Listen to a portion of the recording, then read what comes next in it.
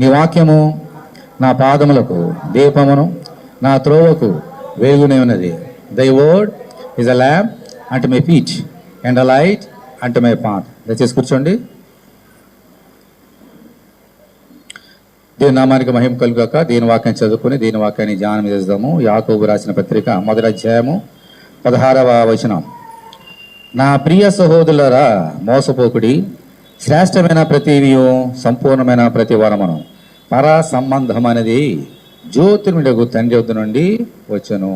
ఆయనందు ఏ చంచలత్వమైనను గమనాగమనం వలన కలుగు ఏ ఛాయను లేదు. దీని స్తోత్రం. హల్లెలూయా. మనం నేర్చుకుంటున్నాం శ్రేష్టమైన ప్రతి ఇవి దేవుని దగ్గర నుంచి వచ్చేదని నేర్చుకున్నాం. శ్రేష్టమైన ఇవి గురించి మనం గతంలో ఎన్నో నేర్చుకున్నాం. ఏంటో గుర్తున్నాయా? అనుదిన ఆహారము, సాంపత్యము, స్వాస్థ్యము లేదా స్వాస్థ్యము, బంగారం అంటే దేవుడు మనకిచ్చే శరీర సంబంధమైన ఆశీర్వాదాలన్నీ కూడా, మంచి పేరు, మంచి దేశం, ఇవన్నీ మనం నేర్చుకున్నాం. అయితే ఈరోజు ఇంకొక శ్రేష్టమైన సంగతి మనం నేర్చుకుందాం. చూడండి, అక్కడ ఏమన్నాడు? నా ప్రియ సహోదరులారా, మోసపోకుడి. శ్రేష్టమైన ప్రతివి అని చెప్పి మరి ఇంకేమన్నాడమ్మా?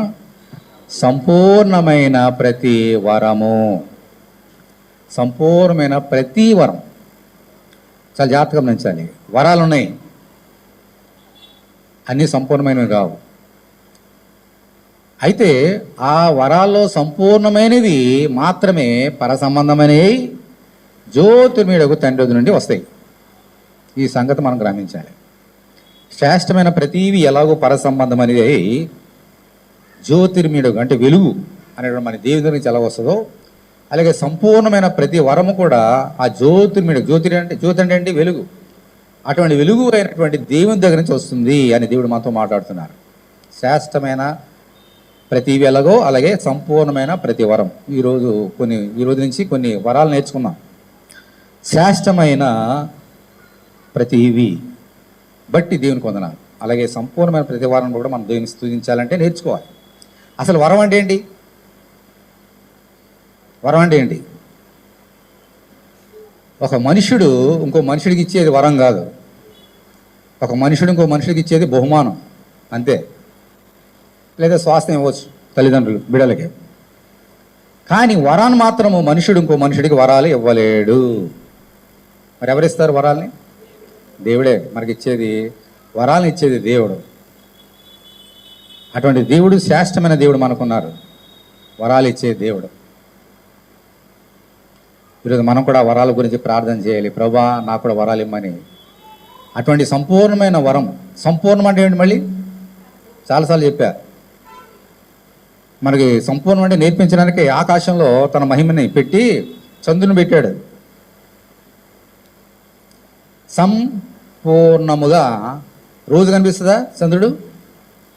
పౌర్ణమి అని అర్థం. పౌర్ణమి అంటే సంపూర్ణమని అర్థం. పౌర్ణమి అంటే ఏంటి? సంపూర్ణం. ఆ రోజు మాత్రమే చంద్రుడు పూర్ణంగా కనిపిస్తాడు, సంపూర్ణంగా కనిపిస్తాడు. మరి మిగిలిన రోజులో తగ్గిపోతాడు. ఎందుకని? దాని మీద సూర్యుని కిరణాలు పడవు. అందుకని పూర్తిగా సంపూర్ణంగా కనబడడు. ఈ లోకంలో మనుషుల జీవితాలు కూడా అలాగ ఉంటాయి. జ్యోతిర్మయుడు కంటే వెలుగుమయమైనటువంటి యేసుక్రీస్తుగా నీతి కిరణాలు పడకపోతే మన జీవితాలు కూడా అలా ఉంటాయి, సంపూర్ణంగా ఉండవు. అయితే ఆయన ఇచ్చేటువంటి వరాలు ఎలా ఉంటాయమ్మా? సంపూర్ణంగా ఉంటాయి. మళ్ళా కాదు, సంపూర్ణమైన. ఎందుకని? మన దేవుడు సంపూర్ణుడు. ఆయనలో ఎటువంటి, అందుకని పక్కనే ఉంది, ఆయనలో చంచలత్వమైనను గమనాగమనం వలన కలిగే ఇచ్ఛాయం లేదు. దాని అర్థం ఏంటి? తర్వాత మీకు విపులంగా తర్వాత చెప్తా. ఇంకోసారి ఎప్పుడైనా ఇంకా వాక్యాలు ఉన్నాయి కదా, దాని అర్థం తర్వాత నేర్చుకుందాం. అయితే ఆయనలో చంచలత్వం లేదు, సంపూర్ణుడు. అందుచేత ఆయన ఇచ్చే ప్రతి వరము కూడా శ్రేష్టమైనది, సంపూర్ణమైనది. అటువంటి వరాలు మనము పొందుకోవడానికి ప్రార్థన చేయాలి. ఇటువంటి వరాలు దేవుని పరిశుద్ధ లేఖనంలో కొన్ని వ్రాయబడి ఉన్నాయి. కొన్ని నేర్చుకుందాం. ఈరోజు ఒకటి నేర్చుకుందాం, ఒక వరాన్ని నేర్చుకుందాం. కీర్తనల గ్రంథము 21వ అధ్యాయం చూడండి. కీర్తనలు 21.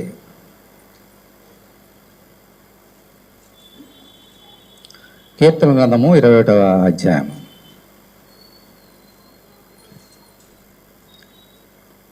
నాలుగవ వచనం చదువుతున్నాను చూడండి. కీర్తనలు 21. ఇది దావీదు భక్తుడు రాసినటువంటి మధురమైన కీర్తన.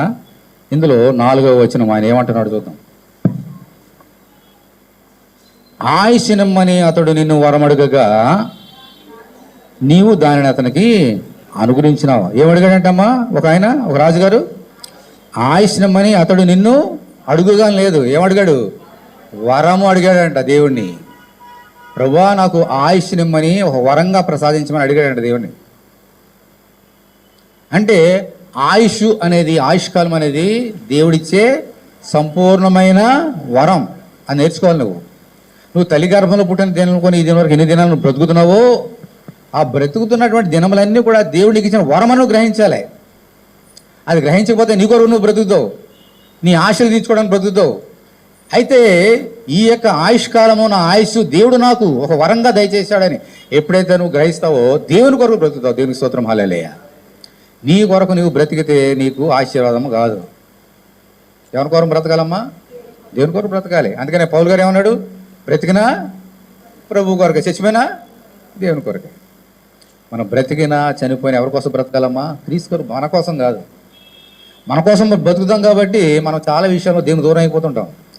దేవునికి దగ్గర నుంచి రావాల్సినటువంటి సంపూర్ణమైనటువంటి దీవెనలు మనకు రావు. ఈ రోజు మనం గమనించాలి. ఇక్కడ మనం ఎంతమంది ఉన్నామో, లేదా వాక్యాన్ని ఎంతమంది చూస్తున్నారో అందరికీ ఒక వయసు ఉంటుంది. ప్రతి ఒక్కరి వయసు ఉంటుంది. ఆ దినములు, ఆ సంవత్సరములు, ఆ నెలలు, ఆ యొక్క క్షణాలు అన్నీ కూడా దేవుడిని వరంగా అనుగ్రహిస్తున్నాడు. ఎవరన్నా మనకి ఇష్టమైన వారు ఏదైనా బహుమానం ఇచ్చారనుకోండి, చిన్న gift, small or big, it makes no difference. ప్రేమతో ఇచ్చింది చిన్నదైన పెద్దదైన, ఇట్ మేక్స్ నో డిఫరెన్స్. ఎవరైనా బహుమానం తీసుకొస్తే ఎలా తీసుకుంటామో దాన్ని ఎంతో ప్రేమతో స్వీకరిస్తాం. ఇది ఒక మనిషికి ఇంకో మనిషికి ఇచ్చే బహుమానం చెప్పాను కదా. నిన్న మీరు వచ్చారు, ఎంగేజ్మెంట్కి వచ్చారు, ఒక బొకే తీసుకొచ్చారు, ఇంటికి తీసుకొచ్చి పెట్టుకున్నాం అక్కడ. అంటే సంతోషం. ఒక మనుషుడు ఇంకో మనుషుడికి ఇచ్చిన బహుమానమే మనకు ఎంతో సంతోషంగా ఉంటే, దేవుడు ఇచ్చినటువంటి వరాలను బట్టి మనం ఎలా ఉండాలి? ఎంత కృతజ్ఞత కలిగి ఉండాలి? కృతజ్ఞతతో స్తుతి పాడేదా నా యేసునాథా, మాకే నీవు చేసిన మేలకై కోచి కోచి కృతజ్ఞతలు. నీకు వరంగా దయచేయబడింది నీ ఆయుష్కాలం. ఈరోజు చూడలేని వారు ఈ లోపల అనేక మంది ఉన్నారు. గత రాత్రి పడుకుంటే పొరుగుని లేస్తామనే గ్యారంటీ లేదు. రాత్రి అంతా నిన్ను కాచి కాపాడి ఉదయాన్నే లేపి నీకు తోడుగా నుండి రండి గానము చేద్దామని చెప్పినా మనం వస్తాం మన ఇష్టం వచ్చినట్లు. ఆయనకి ఇవ్వవలసిన ఘనత మనం ఇవ్వడం లేదు. ఈరోజు నేర్చుకో. నువ్వు రాత్రి పడుకొని ఈరోజు లేచావంటే అది దేవుడు ఇచ్చిన కృప. నీ హృదయం ఆయన యొక్క కృతజ్ఞతతో నిండాలి. నువ్వా ఈరోజు లేవడానికి కృప జీవించో, నీ మందిరంకి వచ్చి వేగరమ పరిగెత్తుకుంటూ వచ్చి నిన్ను సూచిస్తా అని ఆశ నీకు ఉండాలి. ఆశ లేని ప్రాణాలని ఆయన తృప్తిపరచడు. ఎవరి ఆశను తృప్తిపరచడమ్మా? ఆశ గల ప్రాణాలనే. ఆశ ఉండాలి, ఆశ లేకపోతే తృప్తిపరచడు. అందుచేత ఇక్కడ ఏం చెప్తున్నాడు దావీదు భక్తుడు? ఎవరి గురించి చెప్తున్నాడు ఈ మాట? నేర్చుకోవాలి. చూడండి 21వ అధ్యాయము 1వ వచనం. యెహోవా రాజుని బలం బట్టి సంతోషించుచున్నాడు. ఎవరి రాజు? రాజుని బలం బట్టి సంతోషించుచున్నాడు. మన సంతోషం కావాలి ఈ లోకంలో జీవించడానికి. నీ రక్షణ బట్టి అతను ఎంతో హర్షించుతున్నాడు. అతని మనోభీష్టము నీవు సఫలం చేయుచున్నావు. అతని పెదలో నుండి వచ్చిన ప్రార్థన నువ్వు మానక అంగీకరించున్నావు. శ్రేయస్కరమైన ఆశీర్వాదంతో నీవు అతన్ని ఎదుర్కొంచున్నావు. అతని తల మీద అపరంజి కిరీటం నీవు ఉంచున్నావు అని చెబుతూ ఇప్పుడు అంటున్నాడు, ఆయుష్నమ్మని అతడు నిన్ను వరమడుగగా నీవు దానిని అనుగ్రహించున్నావు. సదాకాలం నిలిచి దీర్ఘావు నీకు దయచేస్తున్నావు. దేవునికి స్తోత్రం, హల్లెలూయా. ఇక్కడ 2 ఆశీర్వాదాలు ఉన్నాయి, 2 వరాలు ఉన్నాయి. ఇక్కడ సదాకాలం నిలిచే ఆయుష్ ఒకటి ఉన్నది, ఈ లోకంలో నిలిచే ఆయుష్ ఒకటి ఉన్నది. ఈ లోకంలో శాశ్వతకాలం నిలుస్తాము, ఎంతకాలం ఉంటాం? ఈరోజు నేర్చుకోబోతున్నాం ఇవన్నీ కూడా. 2 వరాలు దేవుడు దయచేయబోతున్నాడు ఏసినంత శ్వాసం ఉంచిన వారికి. ఈ లోకంలో ఒక వరము, రాబోతున్న లోకంలో ఇంకో వరం. నేను నేర్చుకున్నాను. అంటే ఇంత యెహోవా రాజు నిన్ను వరం అడుగా అంటున్నాడు. ఎవరా రాజు? 2, మళ్ళీ దానికి 2 అర్థాలు ఉన్నాయి. ఒకటి, ఆ రాజు దావీదు రాజే. దేవుని ప్రార్థన చేసినాడు, తన గురించి తాను చెప్పుకుంటున్నాడు మనకి నేర్పించడానికి. అయితే ఇంకో రాజు ఎవరున్నారమ్మా? అందులో తన గురించి అని చెప్పుకున్నా, అందులో ఏముంది? ప్రవచనం ఉంది. రాబోతున్నాడు ఇంకో రాజు. ఎవరైనా? దావీదు అంటే రాజు కాదు, రాజులకు రాజు. ఆయన ఈ లోకంలోకి వస్తే నువ్వేంటి రాజువేంటి? వడ్రం కుమారుని చంపేసింది లోకం, శిలువ మీద ఎక్కించింది ఈ లోకం, చచ్చిపోయిలే అనుకుంది ఈ లోకం. అర్థం ఆయుష్ అయిపోయి 33 సంవత్సరాలకి చచ్చిపోయాడు శిలువ మీదకి ఎక్కి. ఆయుష్ అయిపోయింది దానికి 33 సంవత్సరాలకి. దేవుడు అతనికి శాశ్వత కాలమైనటువంటి ఆయుష్ని, సదాకాలం నుంచి ఆయుష్ని ఇచ్చినాడు. అలాగే నీ యందు నేను విశ్వాసం ఉంచుతున్నాను, నీ రాజుకి నీ కుమారుడికి ఇచ్చిన ఆయుష్ కూడా నాకు కూడా దయచేయి, ఈ లోకంలో దయచేయి, రాబోతంలో కూడా దయచేయని ప్రార్థన చేశాడు. దానిని దేవుడు అంగీకరించి అతనికి వరముగా దయచేస్తున్నాడు. ఇది మనం నేర్చుకోవాలి. ఈరోజు మనకు కూడా ఈ 2 ఆశీర్వాదాలు కావాలి, ఈ 2 వరాలు. ఈ లోకంలో జీవించినంత కాలము ఎంతకాలం జీవిస్తాం మనకు తెలియదు. ఆయన దగ్గర లెక్క ఉంది, ఆ లెక్క సంపూర్తి కావాలి. రాబోయే లోకం ఒకటి ఉంది, అక్కడ కూడా మనం శాశ్వతంగా జీవించాలని అంటే ఈ లోకంలోనే నీవు ఎటువంటి కృతజ్ఞత కలిగి ఉంటున్నావు దేవుని ఎడల, దాని మీద ఆధారపడి ఉంటుంది. ఈరోజు మనం నేర్చుకుందాం ఈ యొక్క ఆయుష్ గురించి కొన్ని సంగతులు నేర్చుకుంటున్నాం. మొట్టమొదటిగా చూడండి, యోబు భక్తుడు ఏమన్నాడు ఒకసారి చూద్దాం. చూడండి, యోబు గ్రంథము 14వ అధ్యాయం. యోబు గ్రంథము 14వ అధ్యాయము 5వ వచనం. నరుల ఆయుష్కాలము ఎలా ఉందమ్మా? పరిమితి గలది, వారి నెలల సంఖ్య నీకు తెలిసి ఉన్నది. మించ జాలని వహ పరిమాణము నీవు వారికి నియమించున్నావు. దేవుని స్తోత్రం, హల్లెలూయా. మహాభక్తుడు యోబు అనుభవ జ్ఞానంతో మహాజ్ఞాని యోబు అని అంటున్నాడు, నరుల ఆయుష్ కాలానికి ఒక పరిమితి గలదు, దెర్ ఇస్ ఎ లిమిట్స్ అంటున్నాడు. అమ్మా, ఇప్పుడు ఆకాశం ఉంది, దానికి పరిమితి ఉందా? ఎక్కడికి వెళ్ళినాక అంతులేదు, దానికి ఎండ్లెస్. తూర్పుకి పడమరకి కొడగలుగుతావు నువ్వు, దానికి తూర్పు పడమర ఎంత దూరం కొలగలుగుతాం మనం? You cannot. ఆ తూర్పుకి ఎండింగ్ ఎక్కడ, పడమరకి స్టార్టింగ్ ఎక్కడ తెలుసా మనకి? తెలీదు. ఇంకేం కొలుస్తావు?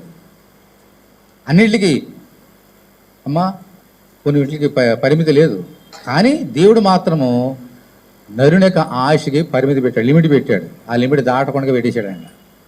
చదువుతున్నాను చూడండి, నరుల ఆయుష్ కాలము పరిమితి గలది. ఇది నేర్చుకోవాలి మనందరం కూడా. ఈ లోకంలో పుట్టిన మనం, అది విశ్వాసులైనా అవిశ్వాసులైనా అందరికీ పరిమితి పెట్టాడు, ఈ లోకంలో లిమిట్ పెట్టాడు ఆయుష్కి.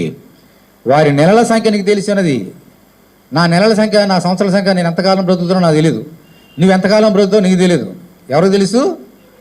ఎందుకని నియమించింది ఆయన, ఆయనకి తెలుసు నువ్వు ఎంతకాలం బ్రతకాలో, నేను ఎంతకాలం బ్రతకాలో, ఎంతకాలం నీకు ఆయుష్ని ఇవ్వాలో ఆయన ఇస్తాడు అంతే. దానికి మించి ఒక రోజు అటు ఇటు కానీ ఇటు కానీ తగ్గదు, పెరగదు. ఇటువంటి ఆయుష్నిచ్చే దేవుడు నీకున్నాడు. తర్వాత ఏమన్నాడమ్మా? మించజాలని వయ పరిమాణం నీవు వారికి నియమించి ఉన్నావు. మించజాలని, nobody can extend our life. మనం అనుకుంటాం అనారోగ్యం వచ్చింది, ఏదైనా రోగం వచ్చింది, డాక్టర్ల దగ్గరికి వెళ్తాం. డాక్టర్లు కూడా దేవుడు ఇచ్చినటువంటి వరాలే, వారు కూడా ఆయన ఇచ్చేది, ఆయన సృష్టించేస్తాడా మందులు? దేవుడిచ్చేట వాటిలో నుంచి వీరు కనుక్కొని మనకి మందులు ఇస్తున్నారు, మందులు తయారు చేస్తున్నారు. ఏదైనా సరే, ఆయుర్వేదం కానీ, హోమియోపతి కానీ, ఇంగ్లీష్ మెడిసిన్ కానీ, ఏదైనా సరే దేవుడిచ్చిన దాంట్లోనే వారు తీసుకొని మనకి ఇస్తున్నారు అమ్మా. కానీ నువ్వు ఏ రోగం ఉన్నా డాక్టర్కి వెళ్తే ఆ డాక్టర్ గారు నీ యొక్క వయ పరిమితిని మార్చలేడు. దేవుడు కనుక నీకు 100 సంవత్సరాలంటే అంతే, 70 అంటే 70, 10 అంటే 10, 20 అంటే 20 అంతే. ఏ డాక్టరు, ఏ మనుషుడు నీ వయ పరిమాణాన్ని పెంచలేడు, అలాగే తగ్గించలేడు. నిర్ణయించేది దేవుడు.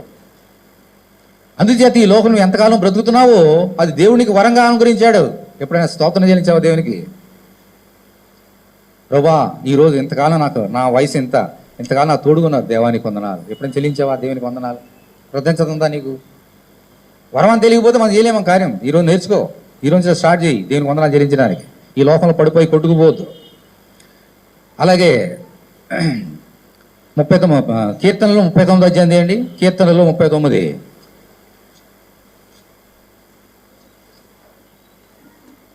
కీర్తన గ్రంథము 39వ అధ్యాయము 5వ వచనం చదువుతున్నాను చూడండి. 5వ వచనం.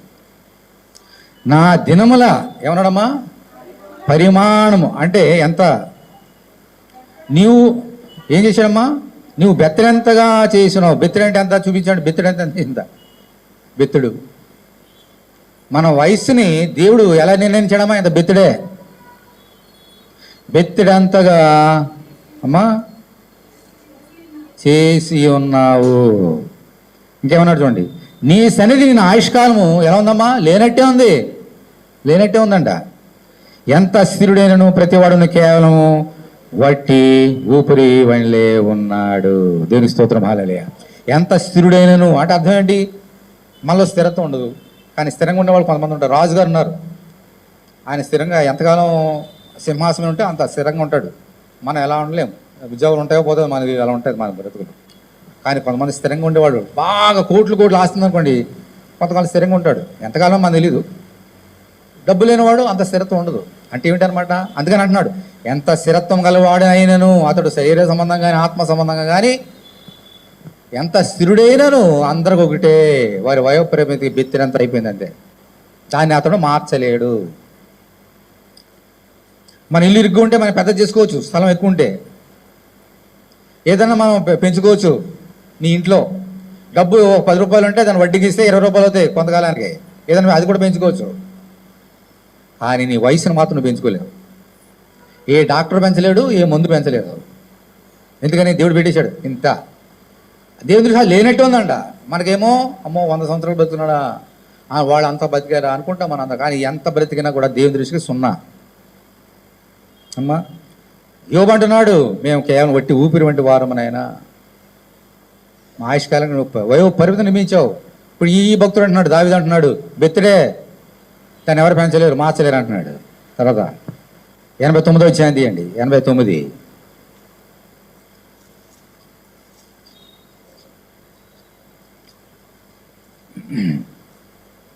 47 నా చదవమ్మా.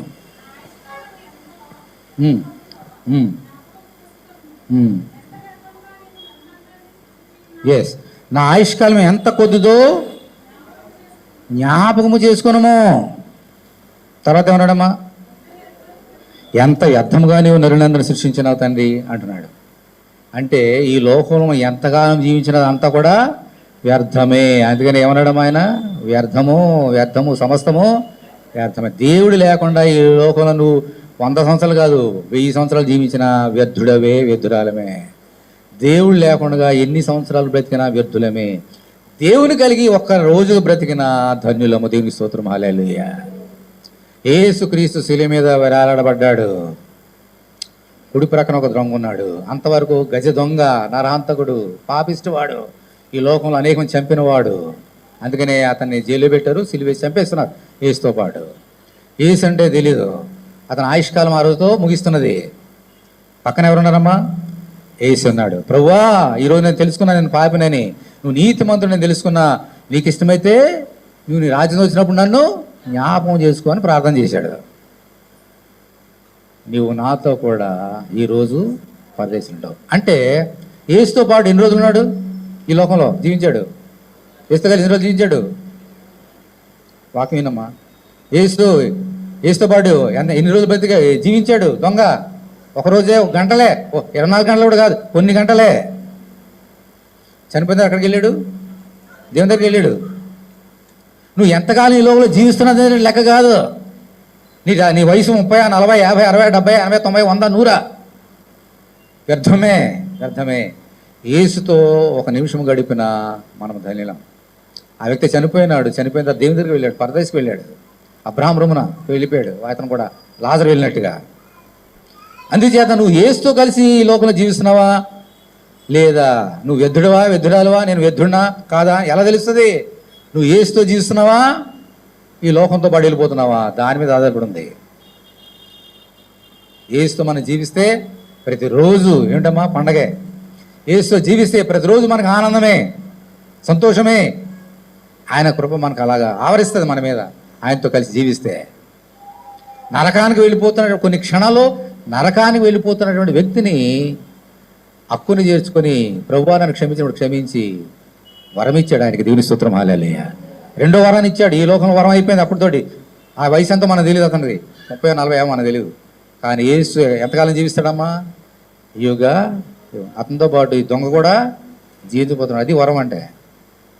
ఈ లోకం ఎంతకాలం జీవిస్తున్నాం అన్నది కాదు, రాబోయే లోకంలో ఎంతకాలం జీవిస్తున్నాం ఆయనతో పాటు. అది దేని మీద ఆధారపడి ఉంది? ఈ లోకంలో నువ్వు ఎవరితో కలిసి జీవిస్తున్నావు, ఎందుకోసం బ్రతుకుతున్నావు, ఏసుతో జీవిస్తున్నావా, మనుషుల కోసమా? దాని మీద ఆధారపడి ఉంది. తర్వాత 90 అధ్యాయం తీయండి, 90 పక్కనే 90 10వ వచనం. మా ఆయుష్కాలం ఎలా ఉందమ్మా? 70. తర్వాత అధిక బలము నీడలా 80 సంవత్సరములను అయినను వాటి వైభవము ఆయాసమే దుఃఖమే, అది త్వరగా గతించును. మేము ఎగిరిపోతాం. ఎక్కడికి? గాలికి పొట్టు ఎగిరిపోయినట్టు ఎగిరిపోతామంట. మళ్ళీ మోషే భక్తుడు చెప్తున్నాడు, మోషే భక్తుడు ఈయన జ్ఞానం చెప్తున్నాడు. నేను ఆయుష్ ఎంతమ్మా? 70. బాగా బలవంతులు అనుకోండి, బలవంతంగా చిన్నప్పటి నుంచి మంచి బలవంతంగా ఉన్నాడు అనుకోండి, ఎంతకాలం అంట? 80. అంటే మన ఆయుష్కాలం లోకల్ ఎంత? 70, 80. అందుకని బెత్తుడు అన్నాడు రాజు. దేవుని దృష్టి 70, 80 సంవత్సరాలు ఎంతమ్మా? ఆయన ఒక రోజు ఎలా ఉందంట? 1000 సంవత్సరములు. 1000 సంవత్సరములు ఒక రోజు. మరి 70 సంవత్సరాలు ఎలా ఉంటాయి? 1000 సంవత్సరాలే ఒక రోజు అనిపిస్తే ఈ బెత్తిరి ఎంతగా అన్నాడు. అందుకనే అమ్మో 70, 80, 100 అనుకుంటాం మన అందరం కూడా. అంత ఎలా ఉందో తర్వాత ఏమన్నాడమ్మా? నువ్వు 70 బతికినా 80 బతికినా వాటి వైభవము ఆయాసమే దుఃఖకరమే. ఏమ్మా? అందుకని ఎంత స్థిరుడైనా డబ్బులు పైనుంచి పడతా ఉంటాయా? దేవుడు ఆదాము అవని ఐదం తోటలో పెట్టినప్పుడు హవీల దేశంలో చెట్లు కాయలు చేశాడు కదా, అలా కూడా డబ్బులు కాసేసే చెట్లు కూడా దేవుడు పెట్టుండే ఎంత బాగుండు. ప్రతి వాళ్ళు వెళ్ళిపోయి ఏం చేసి ఉండేవాళ్ళం? డబ్బుల్ని పూచుకునేవాళ్ళం. అలా చేశాడు. ఆ డబ్బుని అన్నీ చేసాడు, డబ్బులు మాత్రం చేయలేదు.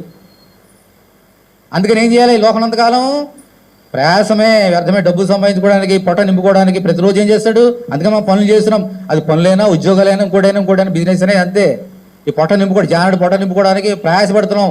అందుకని అన్నాడు వాటి వైభవం ఆయాసమే దుఃఖకరమే.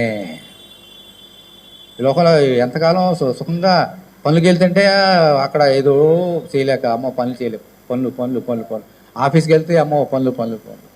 ఆరోగ్యం బాగపోతే అమ్మో. ఇంజక్షన్ ఇస్తే అమ్మో నొప్పి. ఈ లోకంలో జీవించినంత కాలము ఆయాసమే దుఃఖకరమే. ఎవరికి? యేసు లేని వారికి. అదే యేసు ఉన్న వారికి, అదే 70 సంవత్సరాలైనా, అదే 80 సంవత్సరాలైనా, అదే ఆయాసమైన దుఃఖకరమైన దేవుడు ఏం చేశాడమ్మా? ఈ ఆయాసాన్ని దుఃఖకరాన్ని సంతోషంగా మారుస్తాడు. దేవుని స్తోత్రం, హల్లెలూయా. అదే తేడా. యేసునందు లేని వారికి ఉన్నవారికి అదే తేడా.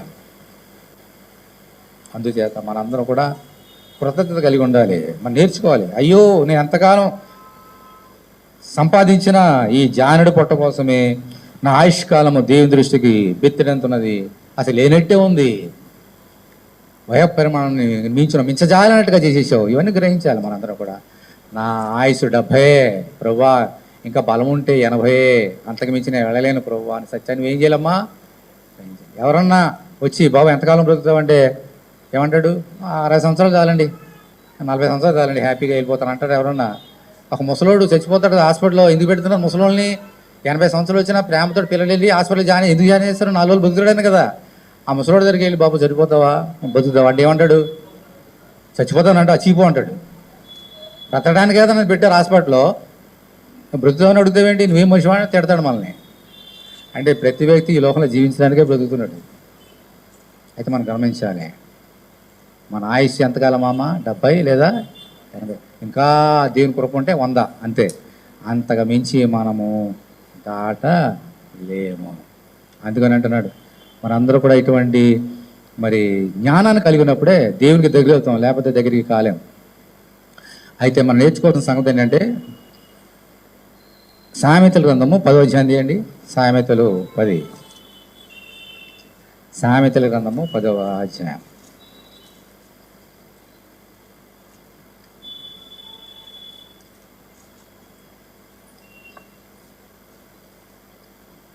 ఇరవై 27వ వచనం చదువుతున్నాను చూడండి. 27.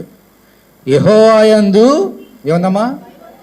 భయభక్తులు కలిగి ఉండుట ఏమన్న తర్వాత దీర్ఘాయునకు కారణము. దేవుని స్తోత్రం, హల్లెలూయా. నీ ఆయుష్ పెరగాలనంటే ఒకటే ఒక సూత్రం పెట్టాడు దేవుడు. మందులు కాదు, డాక్టర్లు కాదు, ఈ లోకంలో ఏది కాదు, డబ్బు కాదు, సంపదలు కాదు, ఆస్తిపాస్తులు కాదు. దేవుని యందు భయభక్తులు కలిగి ఉంటే దేవుని ఆశను ఏం చేస్తాడమ్మా? పెరిగిస్తాడు, దీర్ఘాయుష్షు చేస్తాడు. దేవునందు భయభక్తులు లేక ఈ లోకంలో జీవించి నువ్వు ఎంతకాలం బ్రతికినా, నీవెంత సంపాదించినా వ్యర్థమే, వ్యర్థమే, సమస్తమును వ్యర్థమే. గమనించి ఈరోజు దేవుని స్తోత్రం, హల్లెలూయా. ప్రభువా, నీ యందు భయభక్తులు కలిగి ఉండటం ఏంటో మాకు నేర్పునైనా. నువ్వు దీర్ఘాయుష్షు గురించి ప్రార్థన చేయక్కర్లేదు, ఆయన ఇచ్చేస్తాడు. దేవుని యందు నువ్వు భయభక్తులు కలిగి ఉంటే అన్నిటినీ ఆయన నీకు ఇచ్చేస్తాడు. అడగకపోయినా ఆయనకు తెలుసు. మహాచక్రవర్తి ఉన్నాడు సొలొమోన్, ఈయన దావీదు కుమారుడు. చక్కని దేవుని మందిరం కట్టాడు, అభిషేకించాడు, ప్రార్థన చేశాడు, పడుకున్నాడు. రాత్రే దేవుడు కలబడ్డాడంట. మన దేవుడు ఎవరైనా నేర్చుకున్నాం, వరాలు ఇచ్చే దేవుడు. ఆ రాత్రి పగలేమో అక్కడ దేవుని మందిరం కట్టి లక్షల లక్షల గొర్రెల్ని మేకలు ఆయనకు అర్పించాడు. అదే రాత్రి ఆయన సంతోషించి, సొలొమోనా, నీకేమీ కావాలి కోరుకో. ఏంటిది? నీకేం వరం కావాలి కోరుకో. ఇప్పుడు మనం మనిషి దగ్గరికి వెళ్ళి, నా దగ్గర ఇక్కడ చాలా డబ్బు ఉంది అనుకోండి, నా దగ్గర చాలా డబ్బు ఉంది, ఎంత కోరుకో అనగలుగుతావా? ఆ కోరుకు నీ దగ్గర ఎంత ఇచ్చేసి ఏం చేస్తావు? అలా అనగలుగుతావా? సరే, ఏది కావాలన్నా కోరుకోమంటాం కదా, నీ దగ్గర ఎంత ఉందో అంది ఇచ్చేయి, ఇస్తామా? అలా అనగలుగుతామా? నీకు ఎంత కావాలో కోరుకో అనగలుగుతామా? అలా అడిగేది ఎవరమ్మా? దేవుడు మాత్రమే. నువ్వు ఎంత కోరుకొని ఇంకా ఆయన దగ్గర మిగులుతుంది. కాబట్టి నీ దగ్గర ఎంత ఉందో ఇచ్చేస్తే నీ దగ్గర మిగలదాం. అందుకని అంటున్నాడు సొలొమోన్ తోటి, సొలొమోనా, నీకేం కావాలో కోరుకో. మనం ఏం కోరుకుంటాం మనకు తెలుసు. ఆయన ఏం కోరుకున్నాడు తెలుసమ్మా? ప్రభువా, నేను బాలుణ్ణి, నా తండ్రిని నువ్వు దీవించావు, అతని కుమారుడుగా నన్ను అభిషేక్తుడిగా చేశావు, నీ ప్రజలను పాలించమని ఇక్కడ కూర్చోబెట్టావు, నాకు జ్ఞానం లేదు, నీ ప్రజల్ని పాలించినట్లుగా నాకేం చేస్తావు, జ్ఞానం దయచేయి అనగానే దేవుడు ఎంతగా సంతోషించాడంటే ఆయన ఒక మాట అన్నాడు. ఇప్పుడు మనకు టైం లేదు, అది సబ్జెక్ట్ కాదు కాబట్టి అది చెప్పట్లేదు. దేవుడు ఒక చక్కని మాట అన్నాడు, నీవు ఇంత చక్కగా అడుగుతావని నేను ఊహించలేదయ్యా. వేరేవాడిని అడిగితే ఏం అడుగుతారో నాకు తెలుసు. నువ్వైతే ధనాన్ని అడగలేదు, మనుషులు కోరుకుని ఏది అడగలేదు. నువ్వు మనుషులు కోరుకొని ధనాన్ని కోరుతుంటావు, నువ్వు అడగలే. ఆస్తిపాస్తులు అడగలే. ఇంకా శత్రువులు ఉంటే శత్రువుల ప్రాణాన్ని నువ్వు అడగలేదు. అలాగే దీర్ఘాయువుని కూడా నేను అడగలే. నువ్వు నన్ను ఏమి అడగనప్పటికీ నువ్వు అడిగిన దాంతో పాటు ఇవన్నీ నీ దీర్ఘాయువుని కూడా నేను ఇస్తున్నాను. దేవుని స్తోత్రం, హల్లెలూయా. అడిగాడా? నా దీర్ఘాయు వరం అని అడిగాడా? ఆయనకున్నది భయభక్తులే ఉన్నాయి. అందుకని 1,00,000 ఎడ్లు 1,00,000 మేకల్ని గొర్రెల్ని అర్పించాడు దేవుడు. అంత భయభక్తులో చూడండి. 1,00,000 గొర్రెల్ని అర్పించడం మాటల అంత భయభక్తులు కలవాడు కాబట్టి అడగకపోయినా దేవుడు ఏం చేశాడమ్మా? దీర్ఘాయువుని ఇచ్చేశాడు.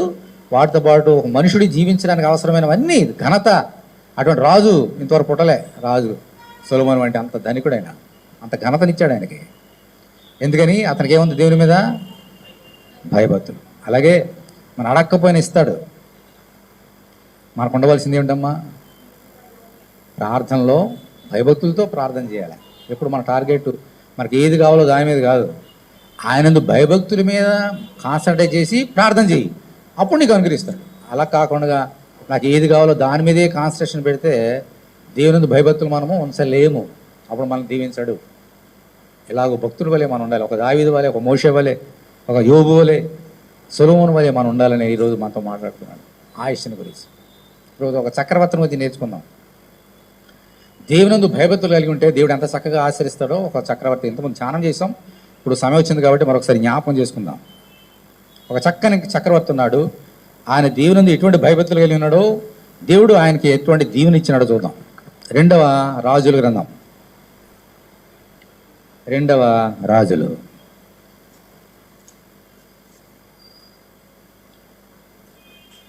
20వ అధ్యాయం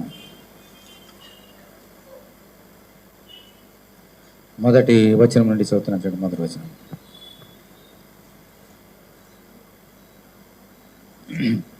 మొట్టమొదటిగా ఆ దినములో హిజ్కియాకు ఏమొచ్చిందమ్మా? మరణకరమైన రోగము కలుగగా ఆమోజు కుమారుడును ప్రవక్తనైన యేషయా వద్దకు వచ్చి, నీవు మరణమవుచున్నావు, బ్రతుకవు, కనుక నీవు నీ ఇల్లు చక్కబెట్టుకొనమని యెహోవా సెలవిచ్చుచున్నాడని చెప్పగా, అతడు తన ముఖము గోడ తట్టు తిరుపుకొని, యెహోవా ఏముందమ్మ తర్వాత, యథార్థ హృదయుడనై, దేవుని స్తోత్రం హల్లెలూయా, సత్యముతో ఆత్మతో నీ సన్నిధి నేను ఎట్లు నడుచుకుంటునో, నీ దృష్టికి అనుకూలముగా సమస్తము నేను ఎట్లు జరిగించుతునో, కృపతో జ్ఞాపకము చేసుకునమని హిజ్కియా కన్నీళ్ళు విడిచుచు యెహోవాను ప్రార్థించాను. ఏం చేశాడమ్మా? హిజ్కియా చక్రవర్తి ఉన్నాడు. ఈ దావీదు వంశం నుంచి వచ్చిన వాడు, సొలొమోను తర్వాత వచ్చినటువంటి చక్రవర్తి, చాలా ధనికుడు ఈ రాజుగారు కూడా. అయితే దేవుడు మాట పంపించాడు యెషయా ద్వారా, నీ రోజులు లెక్క పెట్టేశాను నేను, నా గ్రంథం ఉంది కదా, ఈ రోజు లాస్ట్ డే, త్వరగా వచ్చేస్తున్నాయి, త్వరలో రాబోతున్నాయి, నీళ్ళు చక్కబెట్టేసుకో, వెళ్ళిపోతావు, గాలికి ఎగిరిపోయినట్టుగా నీ ప్రాణం కూడా పోతుంది అంటే ఏమన్నాడమ్మా? ప్రభువా, నేను యథార్థ హృదయుడునై, నా హృదయము యథార్థమైనది, నా హృదయంలో ఎటువంటి కల్మషము లేదు, నా హృదయంలో నీ మీద ఎటువంటి ద్వేషము లేదు, ఇతరులు అంటే ద్వేషము లేదు, నీ మీద ప్రేమ, మనుషుల మీద ప్రేమ, సత్యముతో నిన్ను ఎలాగ ఆరాధన చేశానో ఒక్కసారి జ్ఞాపకము చేసుకో ప్రభువా అన్నాడు. అంతే. మళ్ళీ చూస్తున్నాను చూడండి, ఎంత బ్యూటిఫుల్ వర్డ్స్.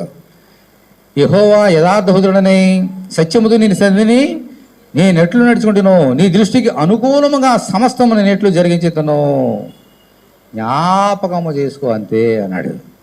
హల్లెలూయా, హల్లెలూయా. ఒక్క నిమిషం, ఈయన ఎంత శ్రేష్టమైన కార్యాలు చేసినాడో మనం నేర్చుకోవాలి. 2వ రాజు గ్రంథం 18వ అధ్యాయం చూడండి. 2వ రాజు గ్రంథము 18వ అధ్యాయం. మరి ఇందాక ఆయన నోటితో చెప్పేశాడు, నేను యథార్థపరుణ్ణి, నీతిమంతుడిని, సత్యంతో ఆరాధన చేశాను, మరి ఏం చేసావయ్యా అని అడిగితే జవాబు ఏంటి? అందుకు దేవుడు రాసి పెట్టేశాడు మనల్ని నేర్చుకోవడానికి. 18వ అధ్యాయం. ఇజ్రాయేలు రాజును ఏలా కుమారుడైన హోషే ఏలుబడిలో 3వ సంవత్సరం మందు యూదా రాజును ఆహాజు కుమారుడైన హిజ్కియా ఏలనారంభించెను. దేవుని స్తోత్రం హల్లెలూయా. అతని వయసు చూడండి. అప్పుడు అతడు ఏలన ఆరంభించినప్పుడు అతని వయసు ఎంతమ్మా? 25 ఏండ్ల ఈడు వాడై యెరూషలేమునందు 29 సంవత్సరములు పేలెను. దేశాన్ని పరిపాలిస్తున్నటువంటి అతనికి వయసు ఎంతమ్మా? 25 సంవత్సరాలు. 25 సంవత్సరముల ఆయుష్లో దేవుడు అతనికి ఏమి ఇచ్చాడు? ఎటువంటి ఉద్యోగం ఇచ్చాడానికి? రాజ్యాన్ని పరిపాలించే చక్రవర్తి ఉద్యోగం ఇచ్చేసాడు ఆయనకి. మనకి 25 సంవత్సరాలకు ఉంటే చాలా, 25 సంవత్సరాలకి మన చదువు పూర్తి కదా ఒక్కోసారి, ఇంకా పీజీ ఇంకా చేసేటప్పటికి చాలా టైం పడుతుంది. మళ్ళీ ఉద్యోగం సంపాదించుకోవాలంటే అన్ని చేసినా, ఎంటెక్ బీటెక్లు ఎన్ని చేసినా, పిహెచ్డి తీసుకున్నా, మళ్ళీ ఉద్యోగం సంపాదించుకోవడానికి మళ్ళీ ఇంకో కొంతకాలం వెచ్చించాలి. ఏ వృత్తి అయినా సరే అంతే. కానీ హిజ్కియా 25 సంవత్సరాలు అంటే వయసు అంటే యవ్వన కాలం.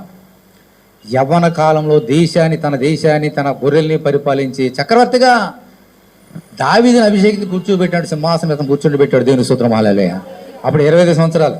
25 సంవత్సరాలు అంటే వయసు అంటే అంటే ఎటువంటి వాడమ్మా? యవనస్తుడు. యవనస్తుడికి మనసంతా ఎక్కువ ఉంటుంది, లోకం మీద ఉంటుంది. ఏమి తిందుమో, ఏమి త్రాగుదమో, ఎలాగూ సుఖించుదము. యవనస్తులు చేసే కార్యాలు అనేవి కదా. యవన ప్రాణం రాగానే మన దృష్టి అంతా ఇంకా దాని మీదే కదా యవనస్తులకి. అతను కూడా యవనస్తుడే, 25 సంవత్సరాలు. దృష్టి అంతా ఎక్కడ ఉండాలి? వీటి మీద, శరీరాశ, నేత్రాశ, జీవట, వీటి మీద ఉండాలి. కానీ దాని మీద లేదు. దేవుని స్తోత్రం హల్లెలూయా. ఏం చేశాడు చూడండి.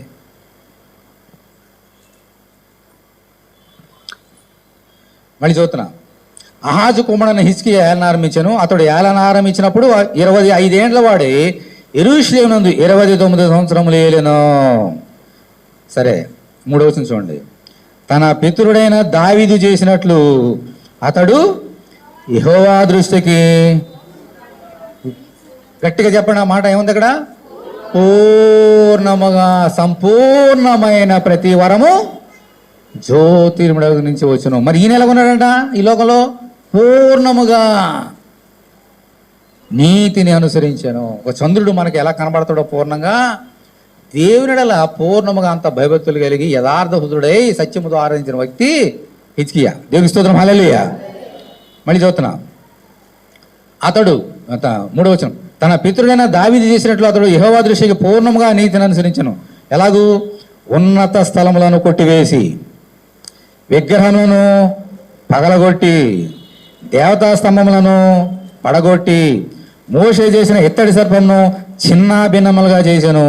దానికి ఇజ్రాయేలుడు నిహుష్టాను పేరు పెట్టి దానికి ధూపం వేచి వచ్చి ఉండేది. అతడు ఇజ్రాయేలు దేవుడైన యెహోవా యందు విశ్వాసం ఉంచిన వాడు.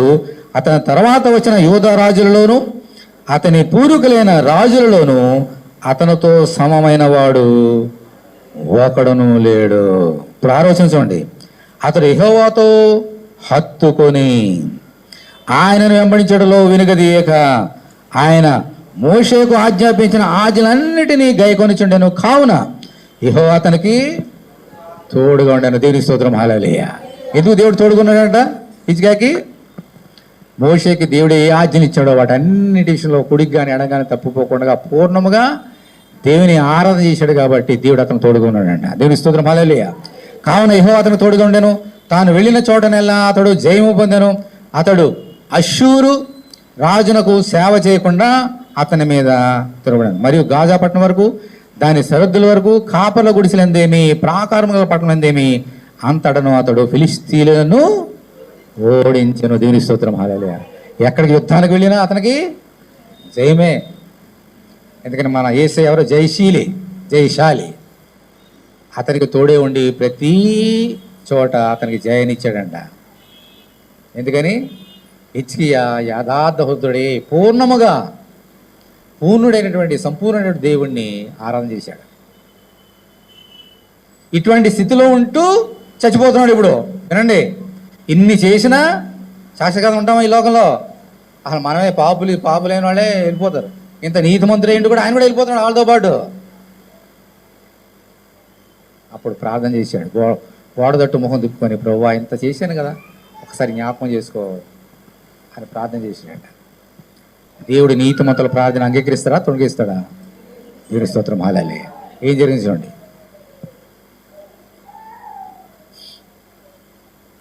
అధ్యాయం 2 రాజులు 20 2వ వచనం. 2 రాజులు 20:2. అతడు తన ముఖము గోడదట్టు తిప్పుకొని, యెహోవా యథార్థ హృదయుడనే సత్యముతో నీ సన్నిధి నేను ఎట్లు నడుచుకుంటున్నాను, నీ దృష్టికి అనుకూలముగా సమస్తమును నేను ఎట్లు జరిగించుతును, కృపతో జ్ఞాపకం చేసుకుని హిజ్కియా కన్నీళ్లు విడుచు యెహోవాను ప్రార్థించాను. ఇప్పుడు చూడండి ఏం జరిగిందో. యెషయా నడిమి శాల నుండి అవతలకు వెళ్ళక మునిపే, హల్లెలూయా. ఈ మాట చెప్పి ఇంకా బయటికి వెళ్ళాలంట యెషయా. అక్కడే ఉన్నాడు, ఒక 2-3 గజాల్లో వెళ్ళాడు అంతే. అప్పుడు ఏం జరిగింది చూడండి.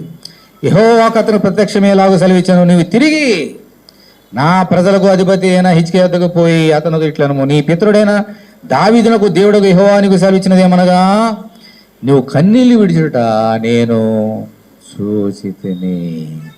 నువ్వు కన్నీళ్లు విడిస్తే దేవుని సన్నిధానంలో ఎవరు చూస్తారమ్మా? దేవుడు. మనుషులు చూసినా చూడమని ఒకటే. మనుషుల కొరకు కన్నీరు కార్చొద్దు మనం, దేవుని కొరకు కన్నీరు కార్చాలి. దేవుని కొరకు దేవుని సన్నిధిలో కన్నీరు కాచినప్పుడు ఎవరు చూస్తారమ్మా? మనుషులు చూడకపోయినా పర్లేదు, దేవుడు చూస్తాడు. చూశాడు. నీ ప్రార్థనను అంగీకరించినాను. దేవుని స్తోత్రం, హల్లెలూయా. నీ ప్రార్థన నేను అంగీకరించిన, ఐ హ్యావ్ యాక్సెప్టెడ్ ఇట్. నేను నిన్ను బాగు చేసేదను, 3వ దినమున నీవు యెహోవా మందిరంలోకి ఎక్కిపోదువు, ఇంకా 15 సంవత్సరముల ఆయుష్యము నీకు ఇచ్చేదను. దేవుని స్తోత్రం, హల్లెలూయా. ఈరోజు చచ్చిపోవాలి అనుకున్నటువంటి వ్యక్తికి దేవుడు ఏం చేశాడు? ఇంకా 15 సంవత్సరములు ఆయుష్ని ఇచ్చేసాడంట. ఇప్పుడు డాక్టర్ దగ్గరికి మనం వెళ్తాం. మన ఎందుకు మా బాబుని మనవాడిని పెట్టాం, హాస్పిటల్ పెట్టాం 3 రోజులు. ఎప్పుడు వస్తాడా, ఎప్పుడు వచ్చేస్తాడా, ఎప్పుడు డిశ్చార్జ్ అవుతాడా? మా అల్లుడు గారు వెళ్ళి ఇంకా డిశ్చార్జ్ చేశాడు ఇంకెన్ని రోజులు కూడా అడిగాడు. ఎందుకని? అక్కడ ఉండడం మనకు హాస్పిటల్లో ఉండడం ఇష్టమా? ఎప్పుడు బయటకు వచ్చేద్దామా అని చూస్తుంటాం, ఎప్పుడు వెళ్ళిపోదామా, ఎప్పుడు పంపిస్తారు వాళ్ళు రోగం కుదిరితే. ఓకే, రోజు అడుగుతాం. అప్పుడు నేను కరోనా వచ్చినప్పుడు కూడా ఆ పొద్దున్న డిశ్చార్జ్ చేస్తున్నారు, అంతగా చేయరు, లెక్కలు కోతలు ఇంకా ఇసుకొచ్చేసింది నాకు. డాక్టర్ గారికి చెప్పాను వెళ్ళి, అయ్యగారిని పంపించట్లేదు. ఎందుకని? ఎప్పుడు బయటకు వచ్చేద్దామా, ఎప్పుడు ఆనందంగా బయటకు వచ్చేద్దామా అని చూస్తాం మనందరం కూడా. ఇప్పుడు చచ్చిపోతాను అనుకున్నటువంటి వ్యక్తికి దేవుడు వచ్చి, నువ్వు చచ్చిపోవు, ఒక 15 సంవత్సరాలు బ్రతుకుతూ ఉంటే ఎలా ఉంటుంది? 3 రోజులు హాస్పిటల్ ఉండి ఇంటికి వస్తేనే ఎంత సంతోషంగా ఆనందంగా వచ్చేసి అమ్మాయ్యా అనుకుని ఇంటికి వస్తావే, అమ్మాయ ఈ యొక్క దరిద్రం పోయింది, హాస్పిటల్ ఆ మందులు పోయినాయి, ఎంతో సంతోషంగా వస్తావు కదా. చచ్చిపోతావు అనుకున్న వ్యక్తి ఇంకా 15 సంవత్సరాలు బ్రతుకుతానంటే ఎలా ఉంటుంది ఆనందం? అది మనుషుడు ఇవ్వగలుగుతాడా? ఎవరివ్వగలుగుతాడు? అది మన దేవుడిచ్చే ఆనందం. దేవుని స్తోత్రం, హల్లెలూయా. అక్కడ ఆనందాన్ని హిజ్కియాకి ఇచ్చాడు. హల్లెలూయా.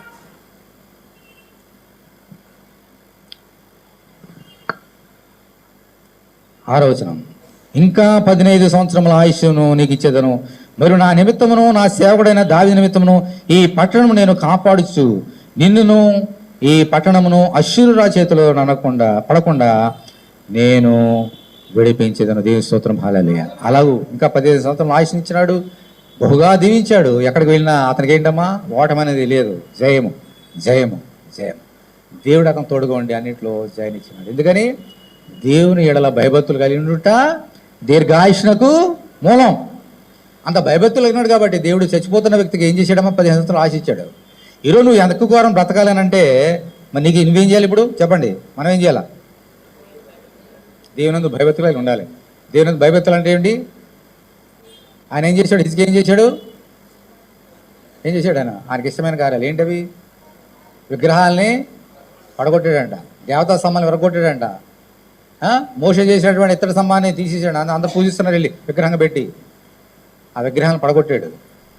నీ హృదయంలో ఉన్న విగ్రహాలను పడగొట్టాలి, నా హృదయంలో విగ్రహాలు నేను పడగొట్టాలి. ఆ విగ్రహాలు పెట్టుకొని నువ్వు ఎంత పాటలు పాడినా వేస్ట్, వ్యర్థం.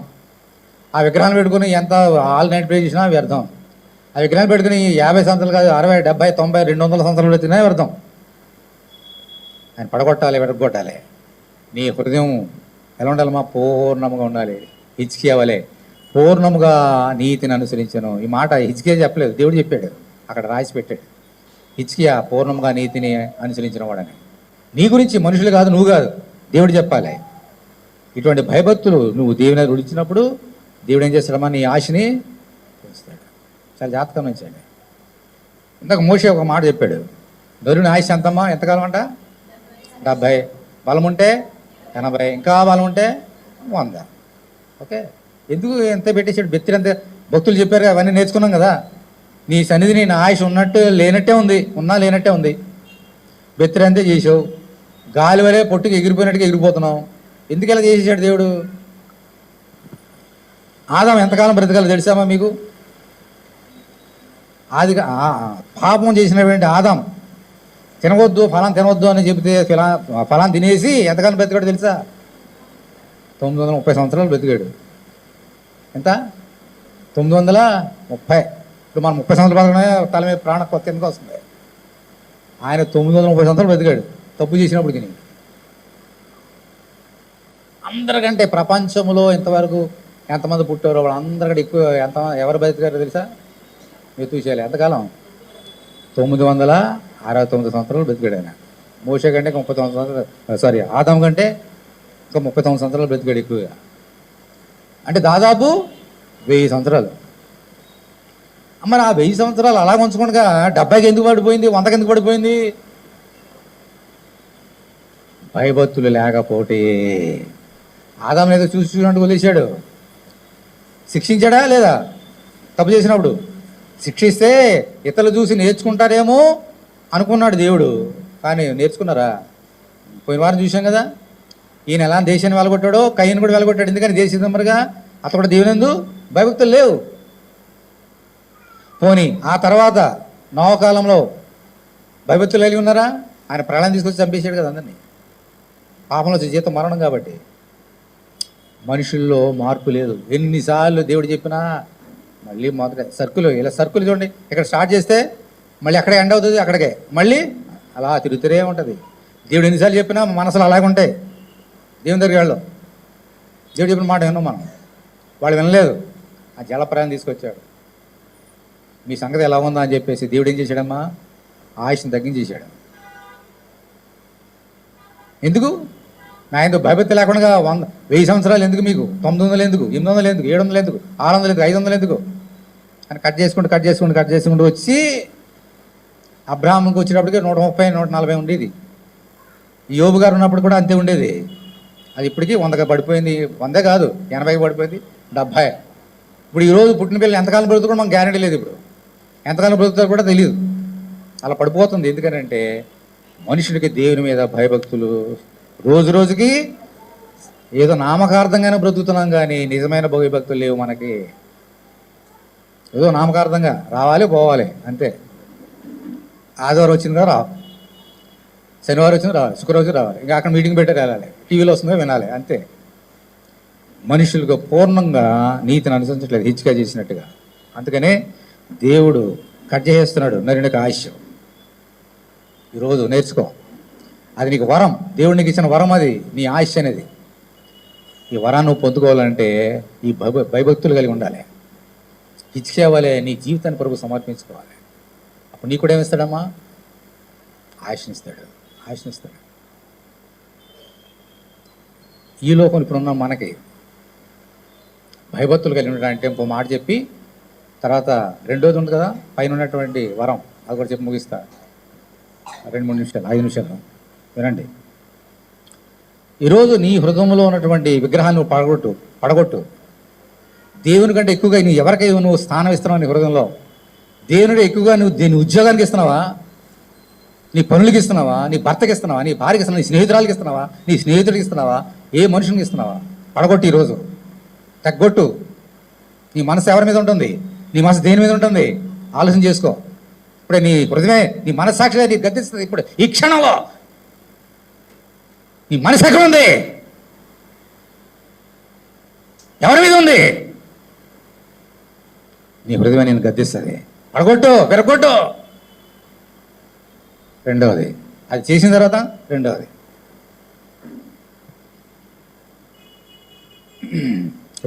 దినవృత్తాంతములు 5వ అధ్యాయం. దినవృత్తాంతములు 5వ అధ్యాయం, సారీ ద్వితీయోపదేశకాండం 5వ అధ్యాయం తీయండి. జూటరానమి 5వ అధ్యాయము 16వ వచనం చదువుతున్నాను చూడండి. జూటరానమి 5:16. నీ దేవుడైన యెహోవా నీకు అనుగ్రహించే దేశంలో నీవు ఏముందమ్మా? దీర్ఘాయుష్మంతుడవై నీకు క్షేమము అగునట్లు నీ దేవుడైన యెహోవా నీకు ఆజ్ఞాపించులాగున నీ తండ్రిని నీ తల్లిని సన్మానింపము. నీ తల్లిని నీ తండ్రిని. ఈ లోకంలో మనకు తల్లిదండ్రులు ఉంటారు, జన్మనిచ్చే తల్లిదండ్రులని. మనం ఏం చేయాలమ్మా? వారిని సన్మానించాలి. సన్మానించడం అంటే ఒకసారి చెప్పారు చాలాసార్లు. షాలో కప్పి సన్మానించడం కాదు, వారు చెప్పిన మాట వినాలి, వారిని ప్రేమించాలి, వారికి లోబడి ఉండాలి. ఒక స్త్రీ అయితే పెళ్ళయ్యే వరకు తల్లిదండ్రుల మాటలకి లోబడి ఉండాలి, పెళ్ళైన తర్వాత భర్తకి లోబడి ఉండాలి. ఏ స్త్రీ తల్లిదండ్రులకు లోబడి ఉండలేదో ఆమె దేవుని వాక్యానికి వ్యతిరేకం. ఏ స్త్రీ భర్తకి లోబడి ఉండలేదో ఆ స్త్రీ దేవుని వాక్యానికి వ్యతిరేకం. వాళ్ళ ఆశ తరిగిపోతుంది. పిల్లలైతే తల్లిదండ్రులకు లోబడి ఉండాలి, ప్రతి విషయం మాట వినాలి. పెళ్ళైన తర్వాత భర్త మాట వినాలి. చాలామంది చేస్తారు, పెళ్ళి అయిపోతుంది, పెళ్ళి అయిపోయినా తల్లిదండ్రుల మాటలే అంటారు, ఇంకా భర్త మాట వినరు. ఆశ తగ్గించేశాడు దేవుడు. దేవుడు ఒక క్రమం ఏర్పాటు చేశాడు బైబిల్ గ్రంథంలో. పెళ్ళి అయిన తర్వాత, ఓ కుమారి నీ తల్లిదండ్రులు మర్చిపో, నీ భార్య నీ భర్త మాట విను.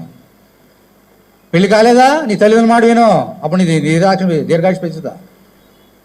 మనం వినం, మాట వినం, దేవుని మాట వినం. మళ్ళీ చదువుతున్నా వినండి, 16వ వచనం.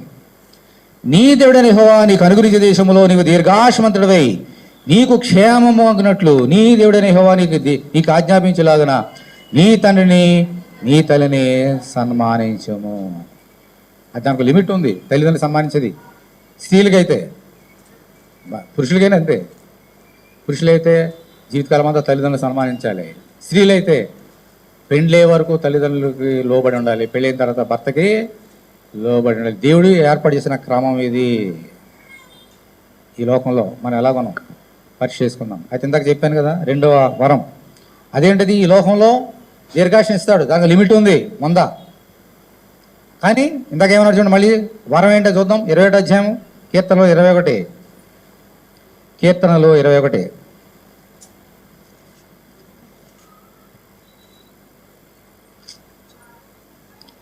4వ వచనం. ఆయుష్నమ్మని అతను నిన్ను వరమడగా నీవు దాన్ని అనుగ్రహించినావు. తర్వాత ఏమందమ్మా? సదాకాలం నిలుచు, దీర్ఘంగా నువ్వు దయచేసినావు. సదాకాలం నిలుచు. మరి ఈ లోకంలో మనం సదాకాలం ఉంటామా? 70, 80 ఉందా కదా. మరి సదాకాలం నిలుచు, దీర్ఘాయుష్ అంటాడు ఏంటి? అదేంటిది? అది రాబోతున్న కాలంలో. అది ఎలా ఉంటుందో చూపించి ముగిస్తారు చూడండి. ఈ లోకంలో ఎవరైతే భయభక్తులు కలిగి విగ్రహాలు తీసివేసి హృదయాన్ని పూర్ణంగా పెట్టుకొని తల్లిదండ్రులు లోబడి ఉండి భర్తకు లోబడి ఉంటున్నారో వారికి దేవుడిచ్చే బహుమానం వరం. ప్రకటన 21. ప్రకటన 21.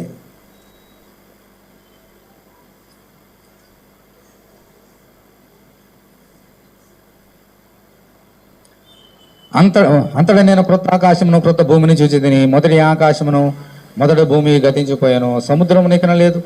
మరియు నేను నూతనమైన యెరూషలేమును ఆ పరిశుద్ధ పట్టణము తన భర్త కొరకు అలంకరింపబడిన పెళ్లి కుమార్తె వలె సిద్ధపడి పరలోకమందున దేవుని వద్ద నుండి దిగి వచ్చుట చూచితిని. అప్పుడు ఇదిగో దేవుని నివాసం మనుషులతో కూడా ఉన్నది. ఆయన వారితో కాపురముండును, వారైన ప్రజలే ఉందరు. దేవుడు తానే వారి దేవుడే ఉండి వారికి తోడే ఉండి. ఇప్పుడు 4వ వచనం చూడండి, చాలా శ్రద్ధగా వినండి. 4వ వచనం. ఆయన వారి కన్నుల ప్రతి బాష్ప బిందువును తుడిచివేయను. తర్వాత ఏమందమ్మా? మరణం ఇక ఉండదు. దేవుని స్తోత్రం, హల్లెలూయా. రాబోయే కాలంలో మరణం ఉండదంట. మరి మరణం ఎక్కడుంది? ఎక్కడుంది మరణం? ఈ లోకంలో ఉంది. అందుకనే 70, 80, 100. అక్కడ మరణం లేకపోతే ఎంతకాలం బ్రతుకుతావు నీవు? సదాకాలము. అందుకని అన్నాడు, సదాకాలము నిలుచు దీర్ఘాయుష్ నువ్వు అతనికి వరంగా ఇచ్చిన దేవుని స్తోత్రం, హల్లెలూయా. మన ప్రభు యుగ యుగంలో జీవించేవాడు. ఆయన భయభక్తులు కలిగి నీ జీవితాన్ని మార్చుకొని తగ్గించుకొని తల్లిదండ్రులు లోబడి ఉండి భర్త లోబడి ఉంటే ఆయనతో పాటు సదాకాలము యుగ యుగంలో జీవిస్తాం. 22 అధ్యాయం తీయండి, ప్రకటన 22.